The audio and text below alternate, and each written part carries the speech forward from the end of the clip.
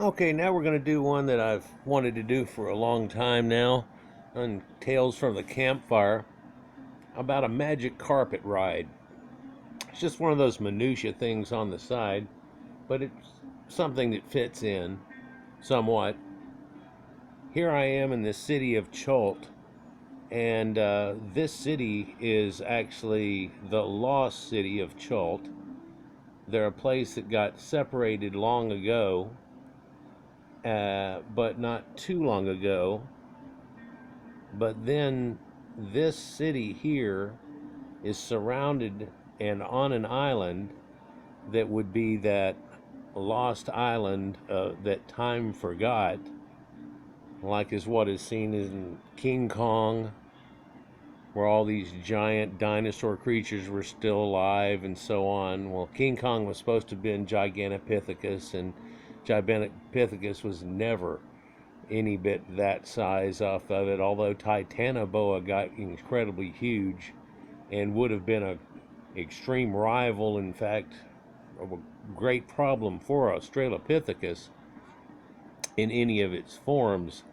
It wouldn't have been the size that they show you in the movie and so on. And then they have a T-Rex that's matching up to him and stuff, and of course we're looking at about thousands, millions of years of differential there. Now this site here is kind of based on a little India, Siam, kind of Persia situation, and that does fit well with the magic carpet ride. In fact, I've got a magic carpet. And I like to ride around on it and that broom that I've shown you before a few times because it goes over things real smooth. Some of the other mounts have a loping effect to them like horses do. And now that I've got this speed effect that's 3 times the speed of normal or enhanced speed, it comes across as not so good. In fact, the wolf and things like that that lope along really get nauseating over time. You almost have to not look at your mount or something like that, or just pick something else. It doesn't matter what you choose anymore versus what your bonuses are. You choose out of your possible bonuses, so that works out just fine. You see the front edge of my carpet here is rolled up and it has these tassels around on it, and everybody's heard about Persian rugs and Indian rugs and so on. But I did a video recently about a Pazrek rug, and it was quite telling in itself, and I invite you to look back at that. It's past the point that I can grab, which is only about the last 30 videos. I think it's probably 60 or 70 back. You might have to go back a few levels. But you can see the intricacy of this rug somewhat, and how it's woven into original mat in the first place and then given a thickness to it. But it's got this curled up effect on it. It's almost like a sled, and so whenever I zoom through the air or do a loop-the-loop like this here, it curls back a little more, right? And so it's a sled type effect, and I'm going zoom along the ground. Okay? Now you can take and pull something like this behind a horse or an animal hitched up to it. If you loop up that front part up to it with a hitching type device, and can be drug along quite well. And of course it would wear out this carpet, but those carpets are made quite well. But you could put that carpet up on a little sled type of thing, and that takes the brunt of the whole situation. In fact, you could put one inside of a covered wagon, and you would have all the comfort and never have to worry about it. And then again, you'd be about this high up off the ground and seemingly floating along, especially to people who don't have this technology whenever you show up. When we look around here, we can see this definite Indian type or Aryan type architecture here with the pointed type buildings and stuff on it, but yet you see something very similar to that in Russia, and that's quite telling too. But something else that's quite telling, if you look at the door portal here and how it's striped up, it looks a lot like people would think of the Egyptian hair cowling and how it's always striped with that lapis lazuli and so on. But it's actually more like bathhouses, and then strangely it's like Epstein's island there, and we're on an island now, and he had something that's very similar to that, and you can see that go around and around the whole perimeter of the top here with that striped effect. and that's from bathhouses and so on. Don't really want to get into that. There's probably a touchy subject or three in that one. But we want to talk about three different ways we can talk about magic carpet rides. And I thought about doing a starting where I would show you some, or play a little bit of the music of Steppenwolf back from the 60s that we're all probably familiar with, depending on how old you are, and you've probably heard it before, and where they sing a song about a magic carpet ride. That's more akin probably to a second part and some of the third part that we'll talk about, but it could go with the first too. I changed my companion out. My companion is this Naga type serpent, and I figure that goes well with what we were talking about somewhat too. And all these tales that seem to go along with Arabian Nights and so on. You can see that she's playing away at her harp, but that harp is actually made from a giant thing that looks like a stretched out cow's head with blue eyes, but out the top of its head, like a unicorn, is a spear, and it's that spear that's kind of like Indiana Jones in the Temple of Doom, whenever that guy comes swinging that scimitar at him and he just takes out his gun and blows him away like, I really don't have time for this crap. Her secret powers, oh, also she has angel's wings, which puts this flying serpent symbology and everything, and actually the tale of her comes from these other people and Greeks who told of these flying serpents that are around in Yemen and Egypt in ancient times and so on, that hearken to a phoenix type idea. So you can go with ancient tales and so on like that too. Behind me is a sun disk representation that people probably easily recognize. And so this is the deists that they have around here. No matter which deity you pray to, which I believe there's like 12 or 20 of them, that they give you a choice of and so on. Whenever you go to do your praying, you always do it around a campfire, hence tales of the campfire that I tell you, or it's around these special rings that I'm kind of in right now that, well, you can see that ring out there on the ground. And with it, there's magical symbols going all around this, and this is a healing ring. In fact, this Naga serpent that I have for my companion, there's a dinosaur, by the way. Here's a mount, and I have a few of these T-Rexes and even a Velociraptor mount that they have from it here too. And one of my other characters has the axe beak, which I'll show you in a second too. And then we'll get into this magic carpet ride that I'm on here. You know, in this real yellowish light here, it looks green and gold with white trim with tan around the edges and then a white trim border again and green tassels. But whenever I'm in that Sharazad area by its blue crisp light and the way that it looks right there, this thing is actually blue and white and gray and looks like Dallas Cowboy colors. It changes a little bit. And there's two forms of this too. There's another form that's red, and it looks a little different depending on what area you go in. So we'll look around here and you can see there's these creatures called axe beaks. And what they are is something that you would think of as like an ostrich or maybe a cassowary type of creature that has claws that's pretty dangerous, but also its beak is real dangerous too. In fact, they give them a beak that looks like an axe, hence the name axe beak. And they also have these guys, which are these Velociraptor type, and I have one of those too. But you can also get this T-Rex, but mine's even taller than that. And they use these axe beaks, apparently pulling these carts, and you can go to ones that have the sparkly around them each week and travel to places in the riches of ruin and do a patrol run, and you kill off these guys and get this one thing, and you go around trying to collect them all so you can build yourself through the campaign, which I'm already well through. Over here is one of those spinning wheels that people can even get in and churn up, and then by waiting on it, you can pull up something extremely weighted, and there's a block and tackle up there with a board and stuff like that on there. In fact, hey, out here's the dock, and there's a ship that are pulling up to it.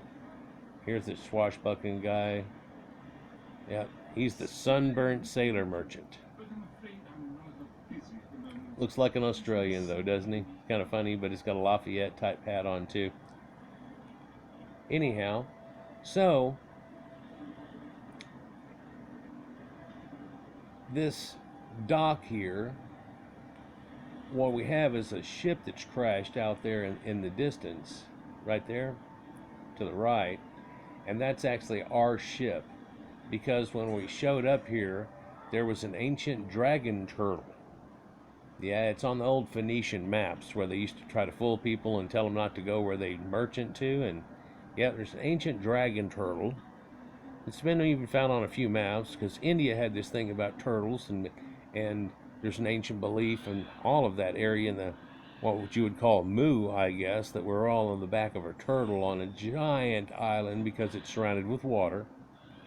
We've gone through a little bit of that in other videos, but so this bathhouse, green little symbols around here, and there's lots of green and filigree that goes around it, and around the edge of it you can see this flower of life looking thing, but the center of it's a green floral four-leaf clover with little red berries on the tips of each one, which is kind of odd. You know, they're not going to go with exactly it, and if there was ever swastikas or any symbology that's really very telling and they knew about it at all, they wouldn't show it. But if it went along with it, they're going to show it, because that's the way the symbology goes with the old stuff that D&D's all built on, and Celtic things, and when you go there you get things that go along with it and so on. Although D&D recently went through a whole problem where there were certain people who thought they were being emulated in the game because they're not in the game, as trolls are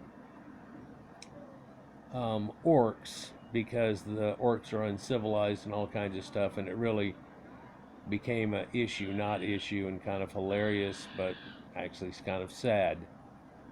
So let's go into this concept of magic carpet ride. There's all these people that are selling stuff around here. In fact, this place is the bazaar. How bizarre. And some tales that you would hear whenever you were doing a magic carpet ride could probably be pretty bizarre in themselves. So one utilizing of this magic carpet ride would be something for children. And so whenever we see things like Aladdin, and they take a magic carpet ride, and I can show you the world and all those type of situations, you can get one thought of it. Here's this island. Now if you notice on here, it shows a boat going here, and over here is the Kraken, so don't go there, and up over here was the giant sea serpent and so on and everything, and you don't want to go there, you don't want to go there. And what's this island we're on? That's that land that time forgot. In fact, if we go to some of these other maps, they'll show you over here's that King Kong type of thing you were saying something about a minute ago.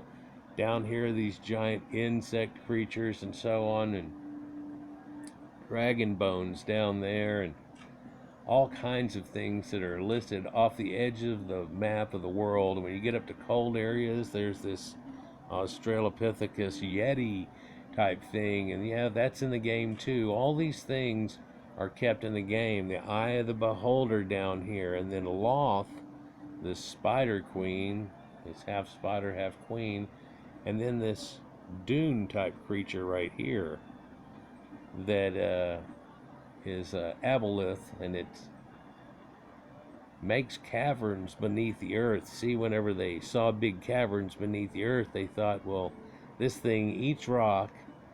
In fact, it eats rock, and what eats rock? Well, they figured out acid does, and so this thing's got acid, and it eats rock and makes all these little tubes around through the world.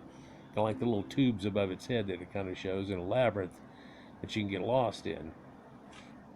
In fact, I did a video where I showed you going through that and all the catacombs down here, where it showed in the video of the different layers and everything we went through that. And it really was somehow that you were getting lost in that, but really you weren't, because there was a fairy line to keep you. If you didn't have that, many people would get lost, and then what?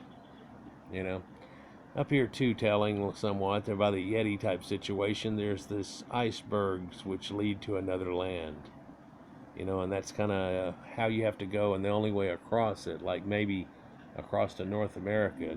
They show ancient ruins in places and stuff like that, but That's not what this is about, or the video is about here. Let's see. Let me take you just anywhere else, and we'll go back into Sharazad. That's the new place that I showed you recently. But the first part was the only thing that was open, and so I showed you something that was a little telling about it and how that goes with Proto-Europeans, and then, of course, Anglo-Saxons and stuff that came over, and the mythology and tales that go along with it. But this is only the first of 3 steps we're fixing to go through, or we're going through, and part 2 comes out, I believe, next Monday. So we go through that, and then 4 to 6 weeks later we get part 3, and they really stretch it out when it only takes everybody not too long to go through the campaign type situation. But c'est la vie, right? So you see how all of a sudden the carpet looks blue and gray and white? It doesn't look the same color. Things have changed just a little bit. Yeah, the sun shines a little differently.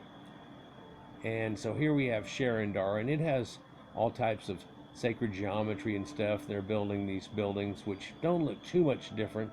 In fact, a lot of times you would say it maybe has to do with the top of the building and the way that it looks.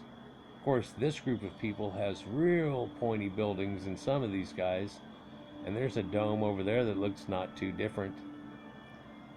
All these crates and things coming in here because these people are just moving into this area, and this is New Sharazad, and they're moving in from a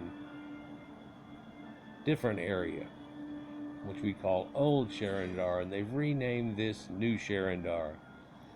Later in life, these same people move different places, and they put just new on their place that they go, like New Amsterdam, or even New York, New Jersey, and so on. New York, New York. What a wonderful town. So, children, quite often, before night time, would be given a milk type of drink, and then told a story, and they would come and sit on this magic carpet,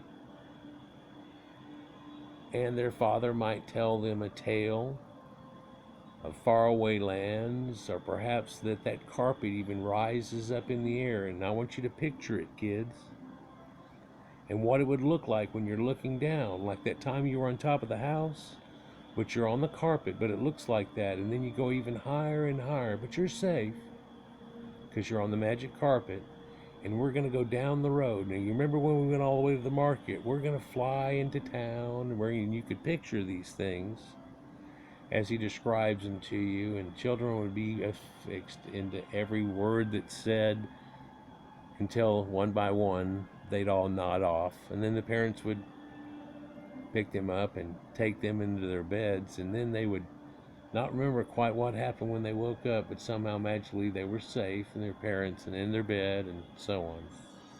Right? You could take it to a more mature standpoint, and you could look at things like in Aladdin, and perhaps even in the song by Steppenwolf, where they were talking about is once you're reaching maturity, that there becomes a whole new world to explore. And in the show, they show it there. He's showing her the brave new world and taking her places she's never been before. But somewhat there's a sexual connotation that goes along with that too. In fact, a carpet ride could mean something quite different. In fact, in the Steppenwolf version of which, it seemingly alludes to this situation, but also it would allude towards some type of enlightenment. Yeah, and so genies go along with magic carpets and stuff, just like in that movie, where a magic lamp. And what does a magic lamp do? Well, one thing for sure, it illuminates things, gives illumination, but also illumination makes shadows sometimes, and you can make up dreams of what is in the shadows, whether it exists or not. But it could be a drug-induced type thing. In fact, that's what they're telling you in the story, in the song. Close your eyes, look inside, let the song take you away and all this type of stuff, and it's supposed to have been along that big neo hippie guru enlightenment situation. A lot of people don't catch on to, but also Come With Me Little Girl, I'll Give You a Magic Carpet Ride has another connotation to it, as I said before. And in fact, in the real non-Disneyfied tale of the situation that goes on in Aladdin, that situation is a little more evident, let's just say. And that brave new world that they explore together and that she's been shown has more to do with what went on that carpet than flying around to different places. Although the dreams of youth, whenever you're getting married and all these places we're going to go together and do all these things, could be a symbology that's in that movie too, because we all have that little thing there. And whenever we have it and we're talking with our wife or whatever, or husband, whichever, there's definitely that magic carpet ride moment where we're talking about these places. And each time we go on vacation, we take a magic carpet ride. Whether today this magic carpet ride's no longer inside of a wagon, but it's actually inside of a car. Go a little faster, a little more magical, truthfully. But then again, you can also take that car to an airport and get inside a plane, and you can really take something that is like a magic carpet ride in a modern day. And I can show you the world, and you can go to different places around the world and see the things you've never seen. I know there's so many places that I'll never see. That's the reason I watch a lot of videos about them and so on, and want to watch some tourist videos about it and everything sometimes in my off time, because it's a way of me seeing the earth in places that I'll never see. Kind of neat. So there's another view of the magic carpet ride, and I could go deeper into that. And you could take a magic carpet burns to a different level, but let's step on to a third concept, because there are sacred magic carpets and you do not even walk on them with your feet. In fact, now when we see carpets like this, we consider them to be tapestries, and they go on the wall, and unless you can walk on walls, you're not going to be walking on this thing. It's a decoration meant to be kept. But there were ancient rugs that were made that were even more fancy than most of those people that are long gone now. They used to be in sacred shrines and places where people got initiated into the sacred rites, and they would take magic carpet rides every once in a while, and it was something that was a little bit different, although somewhat similar.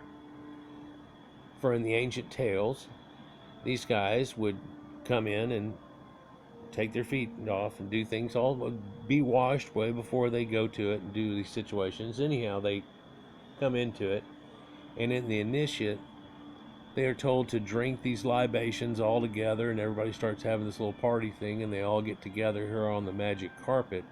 And then while they're discussing all these things to do with sacred geometry, or all these things that go along with it, and places and faraway deals, and it seems like almost all of a sudden, when the guy's talking, I can see it in my mind. Wow, it's because there's something in that drink, and you would be enlightened as you're being taught things.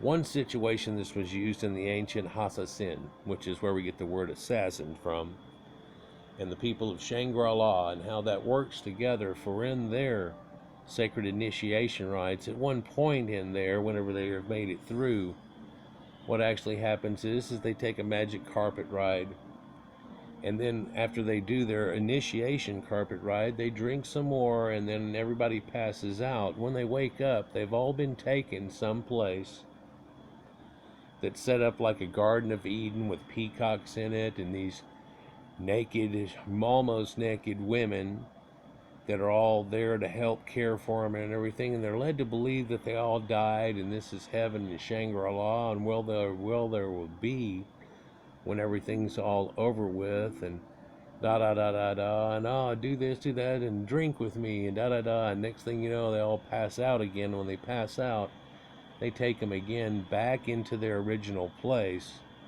And when they wake up, there they are on that magic carpet again, or perhaps back in other beds. They wake up from it believing that they're somewhat invincible now, that they've already passed through death, and they know that there's these women that are waiting for them. Sometimes they'll tell you there was a group of initiatives of 5 of them, there was 12 women, or there was 7, there was 12 women, or sometimes the number gets up incredibly high, or the amount of initiates makes it so, and so on in the tales. But quite often you'll hear this 70 or 72, which is a astrotheological number, and 72 Vestal Virgins, as we would call them here, but concubines, as they would refer to them there, are just for you whenever you go to heaven. Why? Because you saw this place like Shangri-La, that's some little special place like this up in the mountains where everybody's all peaceful and none of this bullshit's going on anymore. What the hell's going on? And there's all these flowers and stuff, and it's made up like a garden and looks, what is this?